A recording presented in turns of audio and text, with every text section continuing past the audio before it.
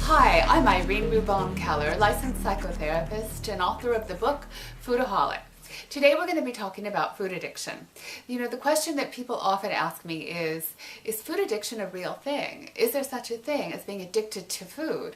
So people ask this because obviously we need to eat to live. So what's the difference between needing to eat to live and being a food addict? And actually there is a big difference between the two. If you have a food addiction, there will be certain foods that you feel that you cannot control yourself around. Those foods tend to be the high-fat, high-salt, high-sugar foods, the highly processed foods that are in fact designed to make you want more.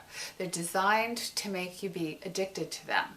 So, for example, the difference between, let's say, a baked potato, which is the potato in its more natural state, and a potato chip, will give you a good example as far as the processing of a food and how it affects the way we eat it and the way it makes us feel. So one baked potato, a 10-ounce baked potato, has 200 calories.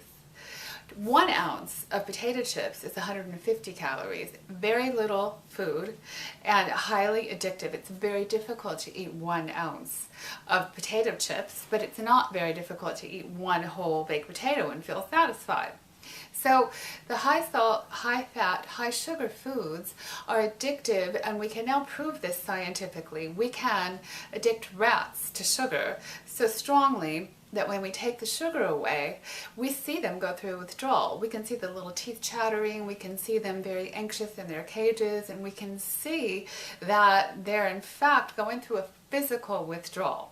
So physical withdrawal is one of the hallmarks of addiction, and we can now produce it in the laboratory with rats. So one of the things that we also now know about food addiction is that these particular foods that we're talking about activate the same reward pathways in the brain as do drugs of abuse. So a high-fat, high-salt, high-sugar food, let's just say chocolate for example, will activate those same reward pathways in the brain as does alcohol or cocaine or gambling if you're addicted to gambling. It'll get those reward chemicals in the brain going that make us feel high.